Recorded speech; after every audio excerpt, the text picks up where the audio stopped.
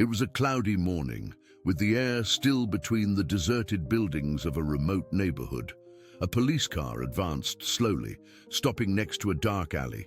In the back seat, the trained dog breathed deeply, his ears fixed in the direction of the silence.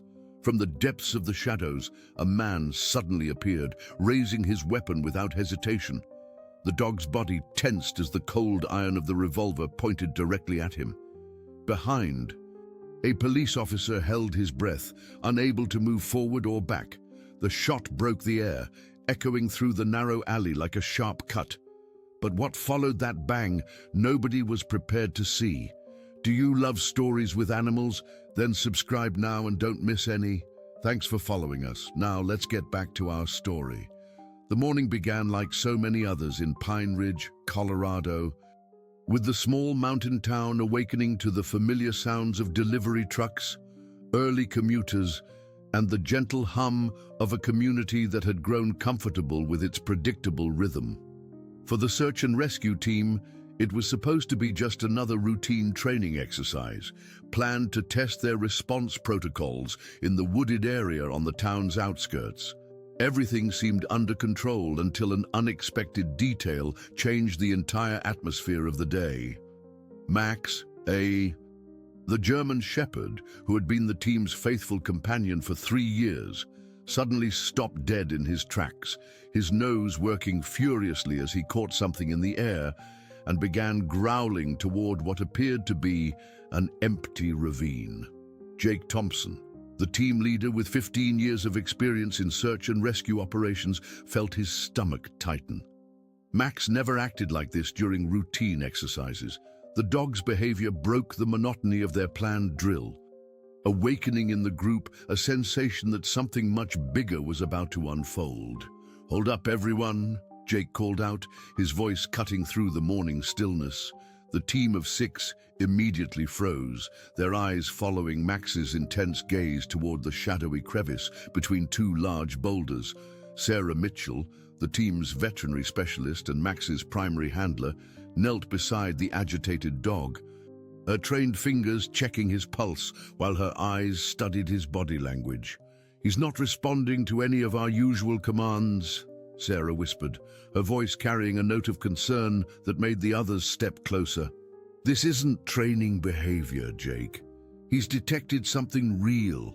Ryan Carter, the newest member of their team, shifted nervously from one foot to the other. "Maybe it's just a wild animal, a bear or something." But Jake's instincts, honed by years of emergency responses, told him otherwise. Max had encountered bears before, and his reaction was completely different. This was something else entirely, something that made the experienced rescue dog's hackles rise and his body vibrate with an urgency that spoke of human presence. The tension in the air grew palpable as the team spread out in their practiced formation. Elena Rodriguez, their coordination specialist, was already reaching for her radio to contact base camp when Max suddenly bolted toward the ravine. His powerful legs carried him with purpose, not the random chase of a dog following an animal scent, but the determined pursuit of someone who knew exactly what he was tracking. "Max, stop!" Sarah's command echoed across the rocky terrain, but the dog was already disappearing into the narrow passage between the boulders. The sound of scrambling paws and displaced rocks filled the air, followed by an unexpected sound that made everyone's blood run cold, the unmistakable voice of a human being in distress. From within the shadows of the ravine came a young man's voice, strained and panicked. "Please, don't let them find me. I can't go back. I won't go back." The words tumbled out in a rush of desperation that spoke of someone who had been hiding for far longer than anyone should have to. Jake signaled for the team to approach cautiously. Through the narrow opening, they could see Max standing protectively over a figure huddled against the far wall of the natural shelter. The person was clearly exhausted, his clothes torn and dirty, suggesting he had been living rough for some time. But what struck Jake most forcefully was the terror in the young man's eyes, not the fear of someone who had done something wrong, but the paralyzing dread of someone running from something much worse. "It's okay," Jake called out in his most reassuring voice. "We're search and rescue. We're here to help." But even as he spoke, he noticed how the young man's eyes darted frantically between the team members, as if trying to determine which of them he could trust. Sarah moved forward slowly, her hand extended in the universal gesture of peace. Max, sensing her calm energy, allowed her to approach. Though he remained vigilant, his intelligent eyes constantly scanning their surroundings. "What's your name, sweetheart?" she asked gently. "Tommy," came the whispered response. "Tommy Williams. But they can't know you found me. Promise me they won't know." The cryptic words sent a chill through the entire team. Elena stepped forward, her coordinator training taking over. "Tommy, who is they? Who are you hiding from?" But before Tommy could answer, the sound of approaching vehicles echoed across the valley below. The unmistakable rumble of heavy SUVs climbing the mountain road made Tommy's face go completely white. He scrambled to his feet with surprising speed for someone who appeared to have been living in the wilderness for weeks. "They found me," he gasped. "Somehow.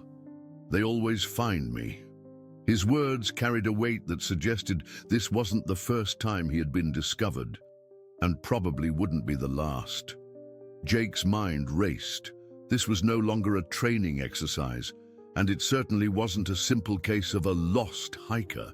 The vehicles approaching weren't part of their planned operation, and Tommy's reaction suggested they represented something he desperately needed to escape from. But what could a young man barely out of his teens be running from that would require him to survive alone in the Colorado wilderness? Ryan stepped closer to the ravine opening, peering down at the road below. 3 black SUVs, he reported. Government plates. They're definitely not local. The pieces of a larger puzzle began clicking into place in Jake's mind.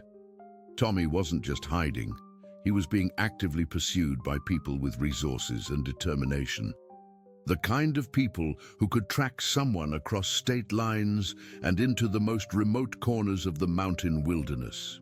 "Tommy," Jake said firmly but kindly, "we need to know what's going on. If you're in danger, we can help, but we need the truth." Tommy's laugh was bitter and filled with a hopelessness that seemed far too old for his young face. "The truth. The truth is that I know something they don't want anyone else to know. Something big enough that they'll never stop looking for me." Max, suddenly alert again, his ears pricked towards sounds the humans couldn't yet detect. Sarah noticed immediately. "He's hearing something," she warned. "Multiple people, moving fast, heading this way." The vehicles had stopped somewhere below, and now the sound of boots on rocky terrain was growing steadily louder. Tommy's breathing became rapid and shallow. The beginnings of a panic attack that would make him unable to run, even if escape were possible. Jake made a decision that would change everything for all of them. "We're not leaving you here," he told Tommy with quiet determination. "Whatever you're running from, whatever you know, you're under our protection now." But even as he spoke, Jake wondered if he had just committed his team to something far more dangerous than any mountain rescue they had ever attempted. The approaching footsteps suggested they were about to find out exactly what Tommy Williams was so desperate to keep hidden, and why powerful people would go to such lengths to find one frightened young man in the vast Colorado wilderness. The sound of approaching footsteps created an urgency that transformed Jake's seasoned team from methodical rescuers into desperate protectors. Elena immediately activated her emergency protocols. Though she knew their standard procedures had never accounted for anything like this situation, Ryan, despite his relative inexperience, positioned himself strategically to watch their backs, while Sarah maintained her calm focus on both Tommy and Max, who seemed to sense the rising tension with every fiber of his being. "There's a service trail about 200 yards north," Jake whispered urgently to his team. "It connects to the old mining road. If we move now, we can get Tommy away from here before they reach this position." But Tommy shook his head violently. "You don't understand," he hissed, his voice barely audible. "These aren't just any people. They have equipment, technology, tracking devices. If I move, they'll know exactly where I am within minutes." Sarah studied the young man carefully. His knowledge of surveillance techniques seemed far too sophisticated for someone his age. Unless he had learned through bitter experience. "Tommy, how long have you been running from these people?" 3 months, he replied, his eyes never leaving the ravine entrance. "Ever since I discovered what Project North Star really was." The name hung in the air like a live wire. Elena's face went pale, and Jake noticed her involuntary step backward. "Elena?" he questioned, but she held up a hand for silence. Her coordinator training taking over as she tried to process this unexpected revelation. Max suddenly moved to the ravine entrance, his body low and alert. His specialized training told him that the approaching group was moving with military precision, not the casual hiking pace of weekend adventurers or even typical law enforcement. Sarah recognized the signs immediately. Max had encountered this type of organized, tactical movement before during their training exercises with federal agencies. "They're professionals," Sarah concluded grimly. "Military or special operations background." Tommy's bitter laugh echoed softly against the rock walls. "Worse than that, they're the people who are supposed to protect us, but they're protecting something else entirely, something that could change everything if people knew the truth." The approaching voices were getting closer now. Close enough that the team could make out individual words, professional, clipped communications that confirmed Sarah's assessment about their background. But more disturbing was the content of their conversations. They were discussing Tommy by name, referencing his habits, his likely hiding spots, even his psychological profile. "Target has been in this area for approximately 6 days, came a voice from below. "Local water sources indicate extended camping. He's getting desperate, which makes him more dangerous." Jake felt a chill run down his spine. Dangerous. Tommy looked like he could barely stand upright, much less pose a threat to trained operatives, unless the danger they feared wasn't physical violence, but rather what he might reveal to the wrong people. Ryan moved closer to Jake. "This is way above our pay grade," he whispered urgently. "Shouldn't we just call local law enforcement?" But Elena finally spoke up, her voice strained.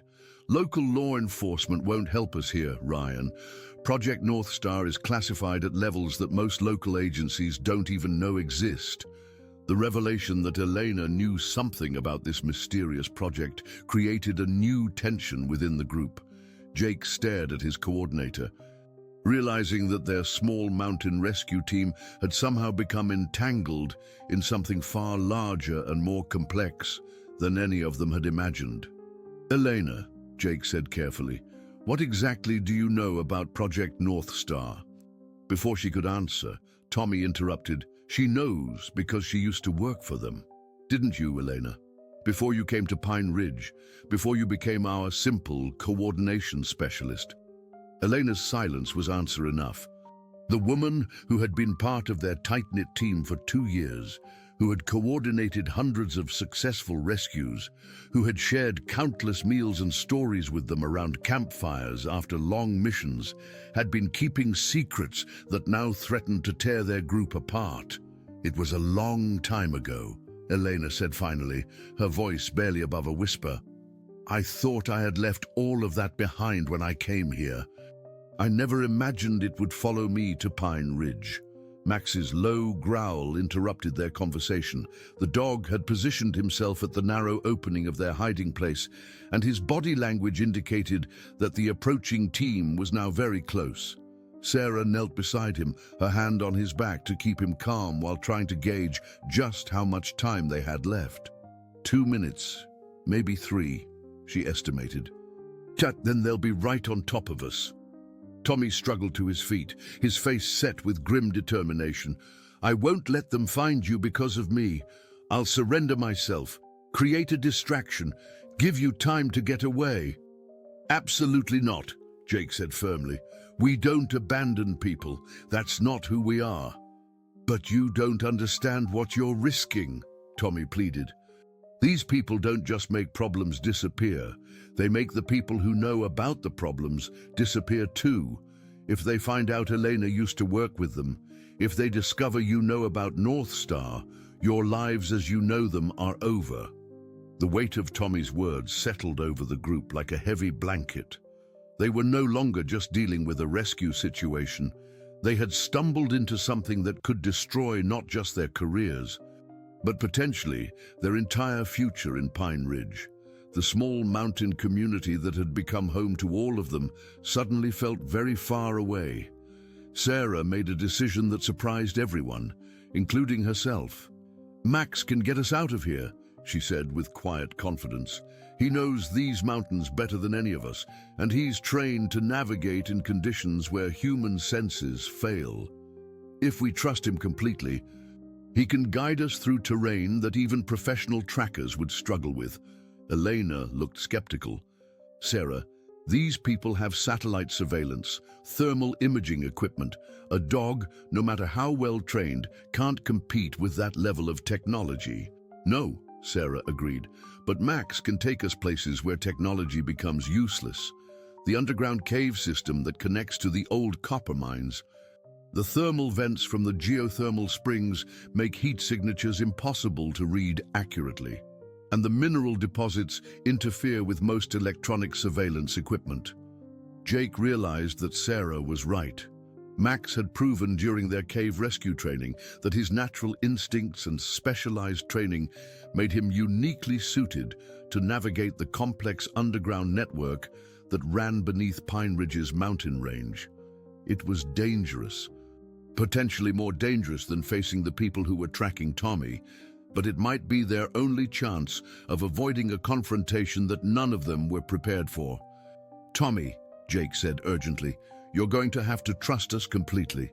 We're going to follow Max into terrain that requires absolute faith in his abilities. Can you do that?"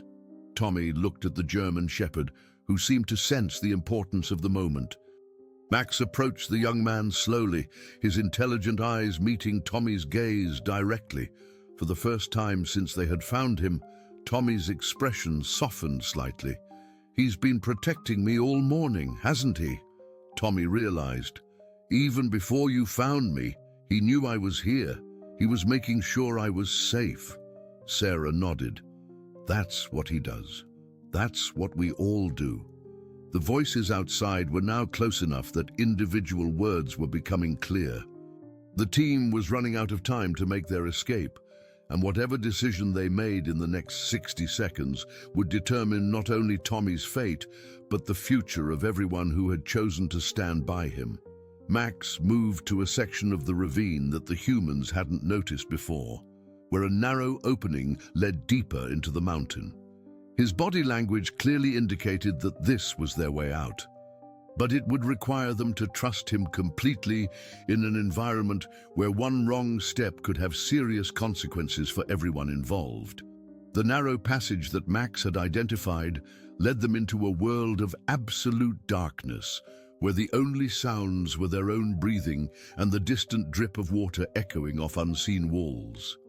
Sarah kept one hand on Max's back, feeling his confident movement through the underground network that had become their temporary sanctuary.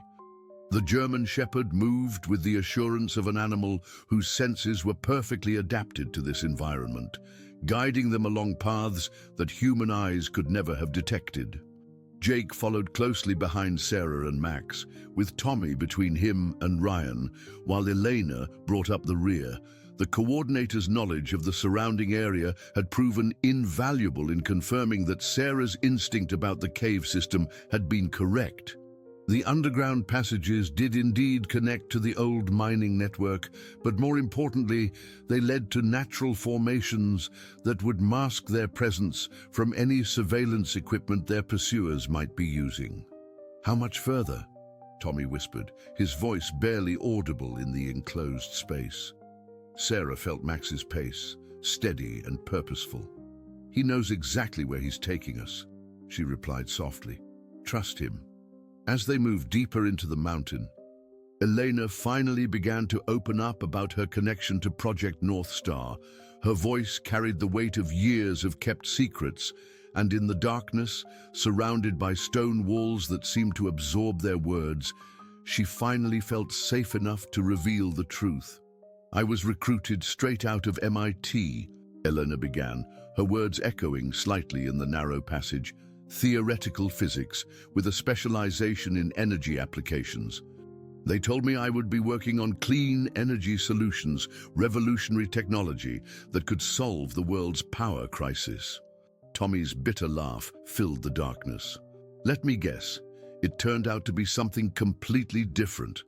The first 2 years were exactly what they promised," Elena continued. "We were developing amazing things, breakthrough technologies that could have changed everything. But then the focus shifted. The project became classified at levels I had never seen before. New people arrived, people who weren't scientists." Jake felt a chill that had nothing to do with the cool air in the caves. "What kind of people?" "The kind who measured success differently than we did," Elena replied grimly. "They weren't interested in solving energy problems. They were interested in control, in power that had nothing to do with electricity or clean technology." Max suddenly stopped, his body alert and focused on something ahead. Sarah immediately signaled for everyone else to freeze, her hand feeling the tension in the dog's muscles. In the absolute silence that followed, they could all hear it, the sound of flowing water, but also something else. Voices, very faint, but definitely human. "The thermal springs," Sarah whispered. "We're approaching the underground hot springs that connect to the surface. But those voices..." Ryan crept forward carefully, staying low to avoid any sound that might carry. "I can see light ahead," he reported quietly. "Natural light, coming from above, but there are people up there, and they're not tourists." Elena's face went pale in the dim light filtering down from above. "They found the surface entrances. They're covering every possible exit point." But Tommy seemed less surprised than the others. "They've been tracking me for 3 months," he explained. "They know every trick I've learned, every hiding place I've used. The only reason I stayed hidden this long is because I kept moving, never staying in one place long enough for them to set up a complete perimeter." "What exactly did you discover about Project North Star that made them so determined to find you?" Jake asked, his voice carrying the authority of someone who needed complete honesty to make life or death decisions. Tommy was quiet for a long moment, and when he finally spoke, his words carried the weight of someone who had seen too much for his young age. "Elena's team, they didn't just create clean energy technology. They created something that could control energy, all energy, power grids, nuclear facilities, even the electrical systems that run everything from hospitals to air traffic control." Elena's sharp intake of breath confirmed Tommy's revelation. "The grid integration protocols," she whispered. "We thought we were designing systems to make renewable energy more efficient. But if someone weaponized those protocols, they could shut down entire regions," Tommy finished grimly. "Cities, states, maybe entire countries, and not just shut them down. They could control them, decide who gets power and who doesn't, which hospitals stay operational during emergencies, which communication networks remain functional during crises." Max's low growl interrupted their conversation. The dog had moved to a position where he could monitor the voices above while keeping watch on their rear passage. His training told him that the situation was becoming more dangerous, not less, and his protective instincts were fully engaged. Sarah studied Max's body language carefully. "He's detecting movement in multiple directions," she interpreted. "We're not just dealing with the people above us anymore. They're in the caves," Ryan realized with growing alarm. "Somehow, they found the entrance we used." Elena shook her head grimly. "They didn't find it. They know about it. The mining company that operated these shafts in the 1980s was a front for government geological surveys. Every cave, every passage, every connection in this entire mountain range has been mapped and catalogued. The revelation that their supposed sanctuary had been compromised from the beginning sent a wave of despair through the group. Jake felt the weight of leadership more heavily than he ever had before. His decision to protect Tommy had put his entire team at risk. And now they were trapped in a situation where their expertise in mountain rescue seemed inadequate for the challenges they were facing. "There's something else," Tommy said, his voice barely above a whisper. "The reason they want me so badly isn't just because I know about the technology. It's because I know who's planning to use it." Elena turned toward Tommy, her face barely visible in the dim light. "What do you mean?" "The project didn't end when you left, Elena. It got bigger, much bigger. And it's not being controlled by the people who are supposed to be protecting our country. There are others involved, people with different agendas, different loyalties." Max suddenly moved with urgent purpose toward a section of the cave wall that appeared solid but obviously wasn't. His sensitive hearing had detected something that the humans had missed. A way forward that would take them deeper into the mountain, away from both the voices above and the approaching footsteps behind them. "He's found another passage," Sarah reported, "but it goes deeper than we've ever been before. We'll be moving into uncharted territory." Jake made the decision that would commit them to a path from which there might be no return. "We follow Max. Whatever's down there has to be better than what's waiting for us up here." As they prepared to move into the unknown depths of the mountain, Elena grabbed Tommy's arm. "Before we go any deeper, I need to know who else is involved in Project North Star. Who are these people with different agendas?" Tommy's answer chilled everyone to the bone. People who were supposed to be Elena's colleagues, scientists, researchers, government officials, but they're not working for the government anymore. They're working for someone else, someone with enough money and influence to build their own version of Project North Star. "Corporate interests," Elena breathed. "They're planning to use the technology for profit, not security." "Worse than that," Tommy corrected.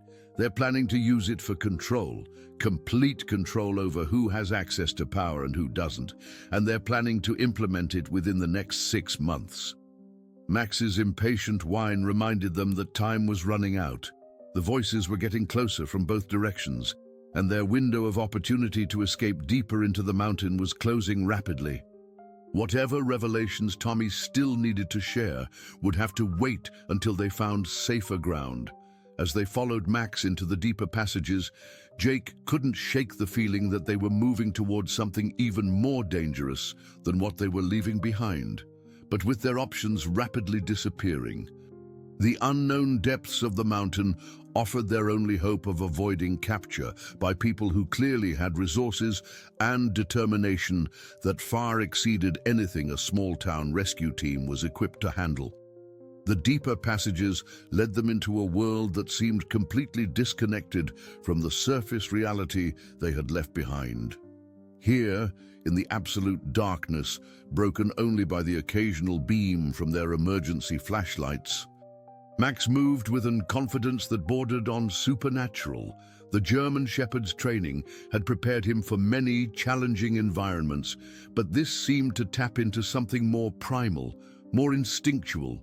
Sarah noticed that Max's behavior had changed subtly since they had entered these deeper tunnels. He wasn't just navigating anymore, he was actively searching for something. His nose working constantly as he guided them through passages that seemed to have been carved by ancient underground rivers. "He's following a scent," Sarah realized suddenly. "Not just leading us away from danger, he's tracking something specific." Jake felt a new tension grip his shoulders. "What kind of scent?" "Human," Sarah replied grimly. "But not from our pursuers. This is older, fainter. Someone else has been down here recently. But not in the last few hours." Tommy's face went white in the dim light. "It's not possible," he whispered. "I've been alone for 3 months. No one else knows about these passages except who? Elena pressed urgently. Except the person who told me how to find them in the first place, Tommy admitted reluctantly. Dr. Marcus Webb. He was one of the original Project North Star scientists, like Elena, but he disappeared 2 years ago, right after he tried to expose what the project had really become. Elena stopped walking so abruptly that Ryan nearly collided with her. Marcus Webb. Marcus isn't missing. He's... But she trailed off, her face showing a confusion that suggested her understanding of recent events might not be as complete as she had believed. He's what, Elena? Jake demanded. He's supposed to be under federal protection, Elena finished slowly. After he came forward with evidence about the project's real purpose, the authorities promised him safety in exchange for his testimony. That was 18 months ago. I assumed he was in witness protection somewhere far from here. Max's sudden alert posture interrupted their conversation. The dog had stopped at what appeared to be a natural chamber in the cave system, larger than the narrow passages they had been following. But more importantly, there were clear signs that someone had been using this space as a temporary shelter. Emergency supplies, carefully arranged sleeping areas, and most surprisingly, sophisticated communications equipment that looked completely out of place in the underground environment. Someone's been living down here, Ryan observed, his voice echoing slightly in the larger space. And they've been here for a while. Eleanor approached the communications equipment with growing recognition. This is government-grade hardware, she identified. Satellite uplinks, encrypted communication systems, long-range monitoring equipment. This isn't survival gear, this is a complete intelligence operation. Tommy moved toward one corner of the chamber where personal items had been arranged with military precision. It's Dr. Webb, he confirmed, holding up an ID badge that had been carefully preserved in a waterproof container. He's been here all along, not in witness protection. He's been continuing his research, trying to find a way to stop Project North Star from being implemented. Sarah kept her attention focused on Max, whose behavior indicated that they were not alone in the chamber. The dog's posture suggested that someone was nearby, but his lack of aggressive stance meant that whoever it was didn't represent an immediate threat. Dr. Webb, Tommy called out softly. Dr. Webb, it's Tommy Williams. You told me how to find these caves if I ever needed help. From the shadows on the far side of the chamber, a figure emerged slowly. Dr. Marcus Webb looked older than his 55 years, weathered by months of underground living. But his eyes held the sharp intelligence that had made him one of the government's most valued researchers. More importantly, those eyes showed recognition when they focused on Elena. Elena Rodriguez, he said, his voice carrying a mixture of relief and concern. I was hoping I would never see you again, which would have meant you stayed safely away from all of this. Marcus, Elena breathed. Everyone thinks you're in witness protection. The authorities said you were safe, that your testimony was going to expose the people responsible for corrupting the project. Dr. Webb's bitter laugh echoed off the stone walls. My testimony was buried along with everything else inconvenient to certain powerful interests. Witness protection was a convenient fiction to keep people from asking too many questions about where I had gone. Jake stepped forward, his leadership instincts taking control of a situation that was becoming more complex by the minute. Dr. Webb, we need to understand exactly what we're dealing with. Tommy says that Project North Star has been weaponized and that implementation is planned within 6 months. Is that accurate? Worse than that, Dr. Webb replied grimly. Implementation began 3 weeks ago. Small-scale tests in isolated communities, places where power outages could be attributed to equipment failures or natural causes. The technology works exactly as we designed it to work, but it's being controlled by people who view entire populations as expendable test subjects. Max moved to Dr. Webb, his trained senses evaluating this new person according to protocols that had been developed through years of working with various authority figures. The dog's acceptance of Dr. Webb seemed to provide a kind of validation that the others found reassuring in their current circumstances. "If testing has already begun," Elena said slowly, working through the implications, "then the people tracking Tommy aren't just trying to prevent information from getting out. They're trying to eliminate anyone who could interfere with the final implementation phase." "Exactly," Dr. Webb confirmed, "and unfortunately, Elena, your presence here means they now know that former Project North Star personnel are actively working against them. That makes everyone in this cave a priority target." Ryan, who had been quietly processing everything he had learned, finally spoke up. "So what's the end game? What happens when this technology is fully implemented?" Dr. Webb's expression grew even more grim. "Complete control over the energy infrastructure of every developed nation.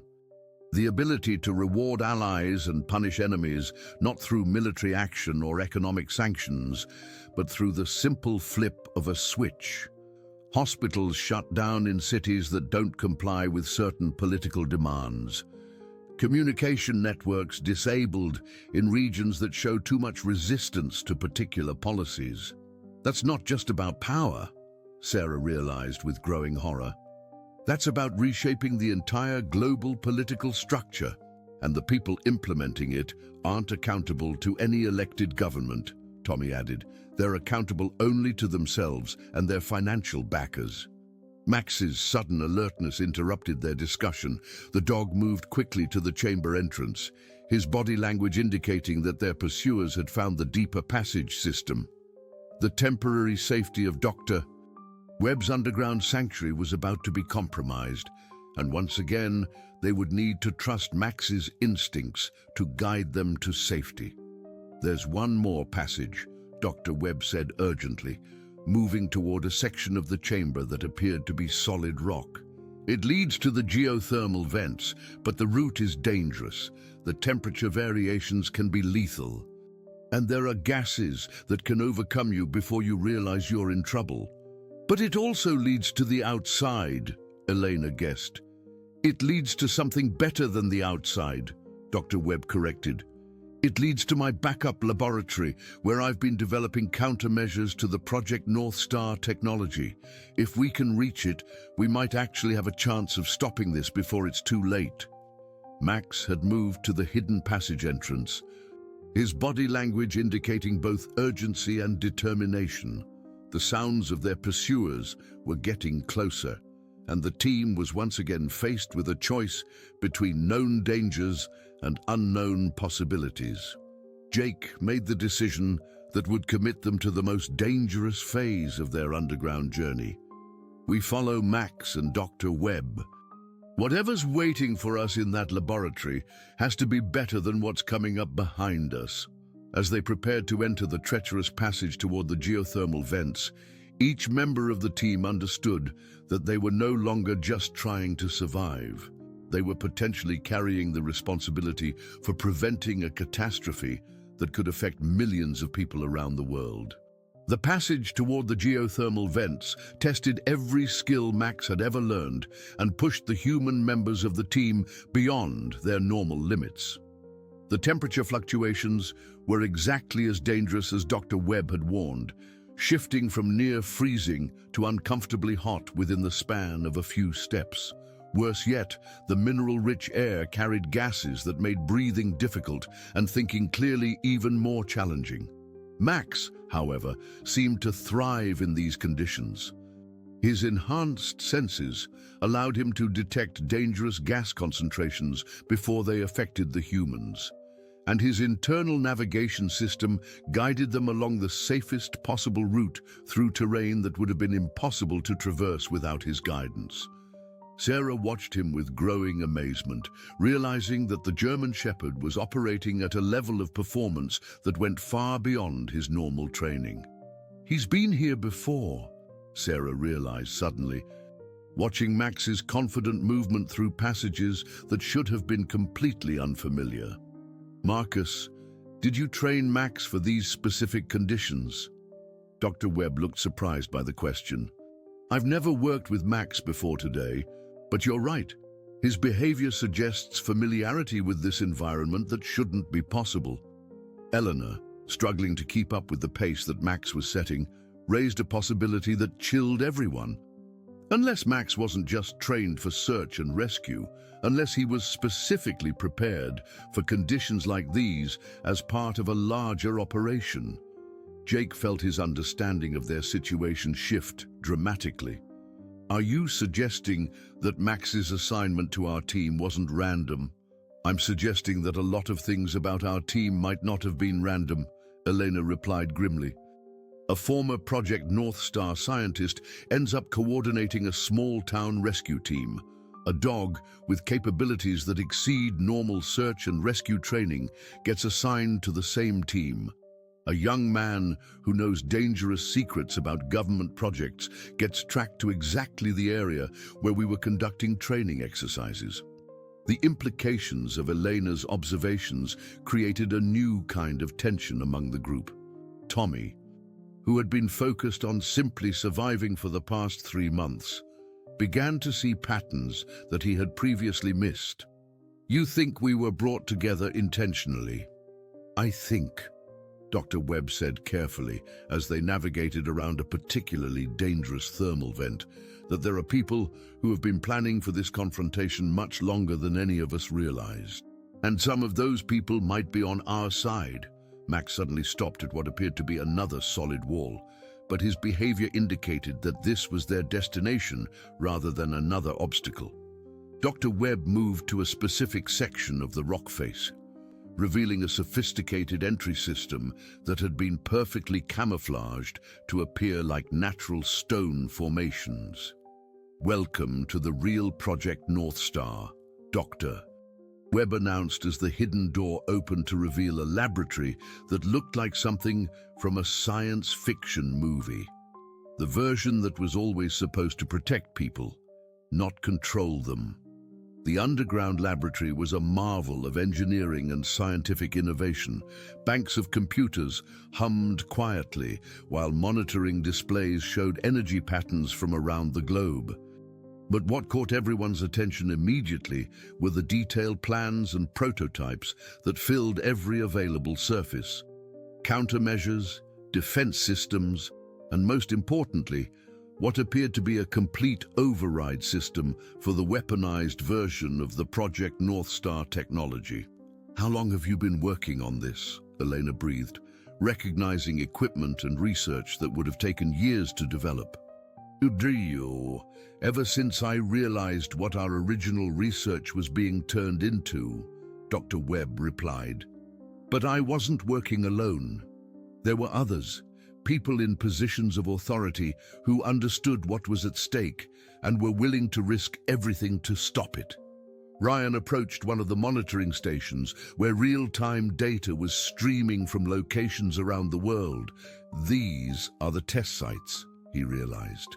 "You've been tracking every implementation of the weaponized technology, and we've been developing specific countermeasures for each test," Dr. Webb confirmed, "but we needed someone on the inside, someone who could access the actual implementation systems when the time came to deploy our countermeasures." Tommy's face went pale as understanding dawned. "That's why they've been chasing me so relentlessly. Not just because I know about the project, but because I know how to access the systems. I have the codes, the passwords, the technical specifications that would allow someone to override their control protocols."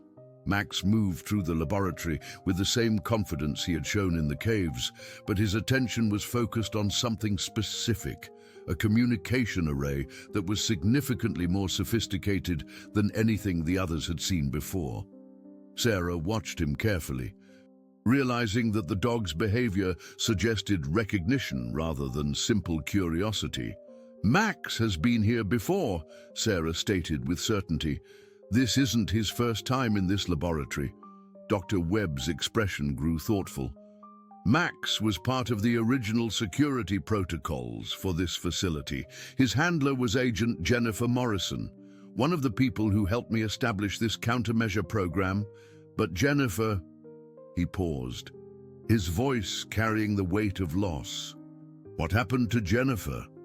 Jake asked, though he suspected the answer would be difficult to hear. She was discovered by the people we're fighting against. Her disappearance 6 months ago was what convinced us that we were running out of time to implement our countermeasures. Max was transferred to your team as part of a carefully orchestrated plan to keep him safe while positioning him where he could be most useful when the time came. Elena moved to the main control console, her expertise in the original Project Northstar technology allowing her to understand the significance of what she was seeing. Marcus, this override system, it's designed to work in reverse. Instead of shutting down power systems, it would restore control to local authorities and prevent remote manipulation. Exactly, Dr. Webb confirmed. But implementing it requires access to the central control hub for the weaponized system. And that hub is located in a facility that's under constant surveillance, heavily guarded, and protected by security measures that would make a military installation look accessible. Tommy stepped forward, his voice carrying a determination that surprised everyone. And I know where it is. I know how to get in, and I know how to access the systems once we're inside. Tommy, Jake said carefully, you're talking about a mission that would be incredibly dangerous. These people have unlimited resources and no apparent moral constraints. These people have been controlling my life for 3 months, Tommy replied firmly. They've forced me to live like an animal, hiding in caves and running from shadows. But more importantly, they're planning to control everyone else's life too. I won't let that happen. Max moved to Tommy's side, his intelligent eyes seeming to understand the magnitude of what was being discussed. The dog's presence provided a kind of calm strength that seemed to influence everyone in the room, reminding them that they were not just individuals caught up in circumstances beyond their control, but a team with unique capabilities that had been brought together for a specific purpose.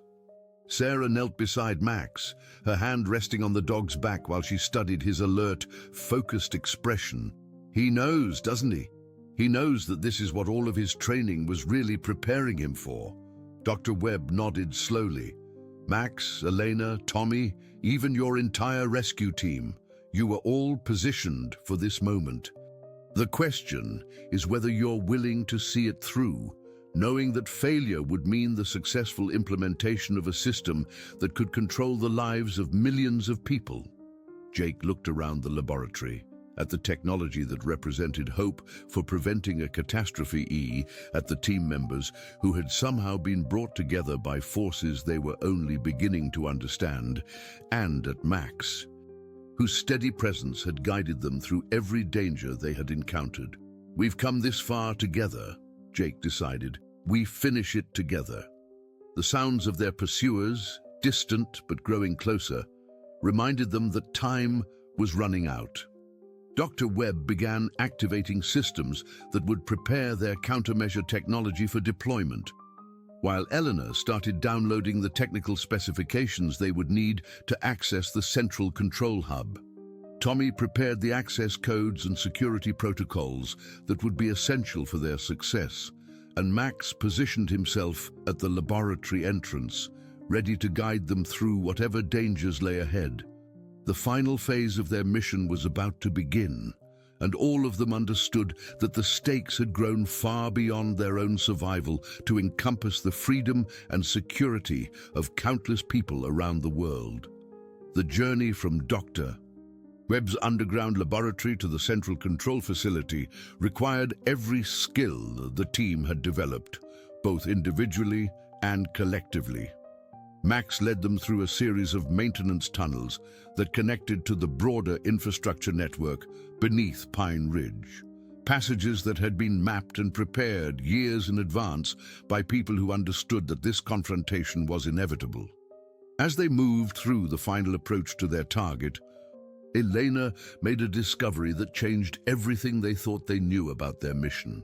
The central control hub wasn't located in some distant, heavily fortified government facility. It was housed beneath the Pine Ridge Municipal Building, less than 2 miles from where their rescue team had been based for the past 3 years. It was here all along, Elena breathed, staring at the blueprints on her tablet. Biddies, the entire Project Northstar control system has been operating right under our noses, hidden beneath the most innocent-looking building in our own town. Jake felt the pieces of an enormous puzzle clicking into place. Our rescue team, our training exercises, our familiarity with every cave and passage in this mountain range. We weren't just randomly positioned here. We were being prepared to access this facility when the time came. Dr. Webb confirmed Jake's suspicions with a nod that carried the weight of years of careful planning. The people who originally conceived Project Northstar as a force for good never gave up. They just went underground, literally and figuratively, waiting for the right moment and the right team to implement the countermeasures they had been developing. Max's behavior as they approached the facility's hidden entrance demonstrated capabilities that went far beyond anything his normal training should have provided.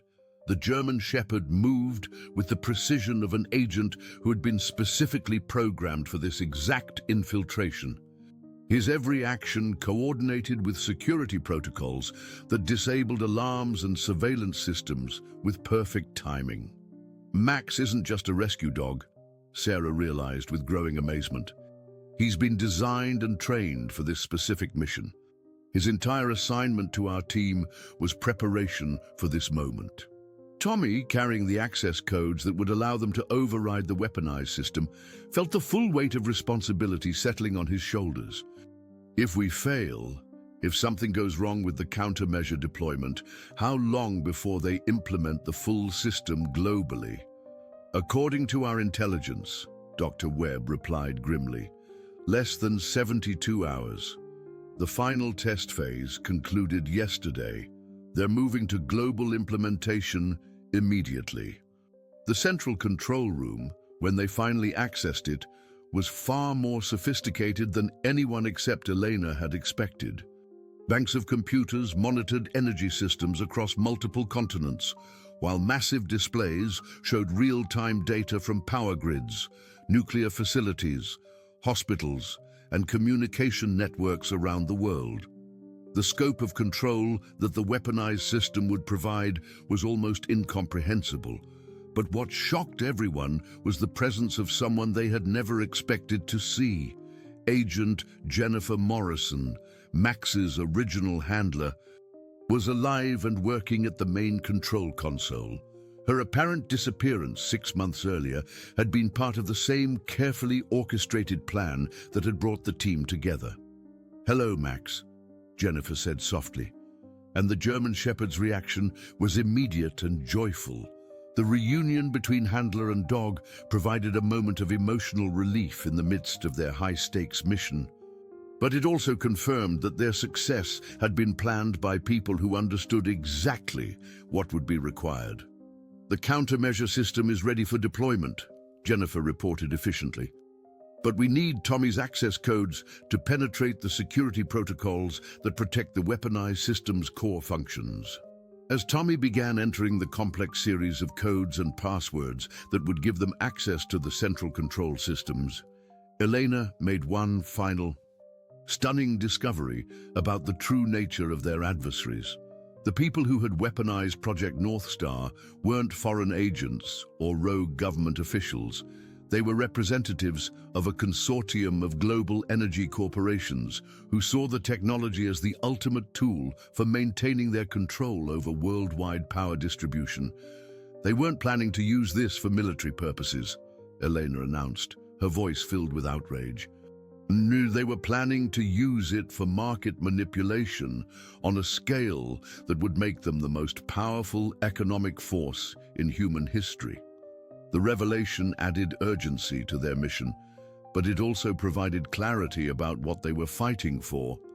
This wasn't about national security or international politics. It was about preventing a small group of incredibly wealthy individuals from gaining the ability to control the daily lives of everyone on the planet. Max's role in the final phase of the countermeasure deployment proved to be more critical than anyone had anticipated. His specialized training included the ability to access computer systems through biometric scanners that had been programmed to recognize his specific genetic markers. The dog literally held the final key to implementing the override system that would restore local control to energy networks around the world. As the countermeasure system activated, displays throughout the control room began showing the results of their success. Weaponized control systems shut down systematically, their override commands cancelled, and their access to critical infrastructure permanently disabled. Local authorities around the world began regaining control of their power grids, communication networks, and emergency systems. But the most satisfying moment came when Tommy's monitoring equipment detected the shutdown of surveillance and tracking systems that had been hunting him for 3 months. For the first time since he had discovered the truth about Project North Star, Tommy Williams was truly free. Jake watched the global displays showing the restoration of local control to energy systems across multiple continents, feeling a sense of accomplishment that went far beyond anything he had experienced in years of mountain rescue work. "We actually did it," he said with quiet amazement. "We prevented a catastrophe that could have affected millions of people." Jennifer Morrison, reunited with Max and working alongside the team that had made their success possible, began the process of contacting authorities who could ensure that the people responsible for weaponizing Project North Star would face appropriate consequences for their actions. Elena, seeing the original vision of Project North Star finally implemented as it was meant to be, as a tool for improving life rather than controlling it, felt a sense of redemption that she had thought would never be possible. Dr. Webb, emerging from years of underground exile, could finally return to legitimate scientific research, knowing that his work would be used for the benefit of humanity rather than its exploitation. Ryan and Sarah, having participated in a mission that went far beyond anything they had trained for, understood that their experience as part of this extraordinary team had prepared them for challenges that most people would never face. And Max, the German shepherd whose courage, intelligence, and specialized training had made their success possible, settled comfortably beside his reunited handler, his duty completed and his pack safely together. As they prepared to emerge from the underground facility that had been their battlefield, Jake reflected on how a routine training exercise had transformed into a mission that potentially saved millions of people from a form of control they never would have realized they were losing. The small mountain town of Pine Ridge would never know how close they had come to living under the complete energy control of people who viewed entire populations as nothing more than economic variables to be managed. But that ignorance was exactly what the team had fought to preserve, the right of people to live their lives free from manipulation by forces they couldn't see or understand. 6 months later, the Pine Ridge Search and Rescue Team continued their work, but with a deeper understanding of how their skills could be applied to challenges that went far beyond mountain emergencies. Max remained with Sarah as his primary handler, though his enhanced capabilities were now available for missions that required the kind of specialized skills he had demonstrated during their underground adventure. Tommy Williams returned to college, but with a new major in cybersecurity and a determination to ensure that technology would always serve people rather than controlling them. Elena Rodriguez continued as the team's coordinator, but with additional responsibilities that connected their local rescue work to broader networks of people committed to protecting human freedom and dignity. Dr.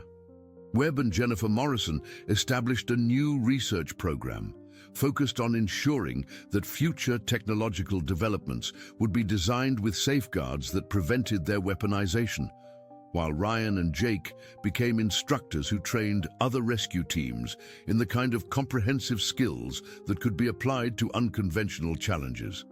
The bond that had been forged among them during their underground mission continued to define their relationships, creating a team that was prepared for whatever unexpected challenges might arise in a world where the line between rescue work and protecting fundamental human freedoms had proven to be much thinner than anyone had previously imagined.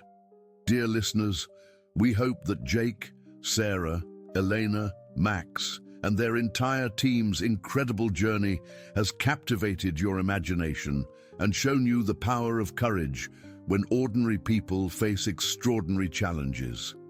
Their story reminds us that sometimes the most important battles are fought by those who never expected to be heroes, guided by the loyalty and instincts of those who cannot speak but understand everything that matters. If this tale of underground adventures and technological intrigue has moved you, please subscribe to our channel and give this video a thumbs up. Every day, we bring you unique stories that explore the complexity of human determination and the bonds that make us stronger together. Don't miss our upcoming content and let us know in the comments which character's journey resonated most with you. We're waiting to hear from you.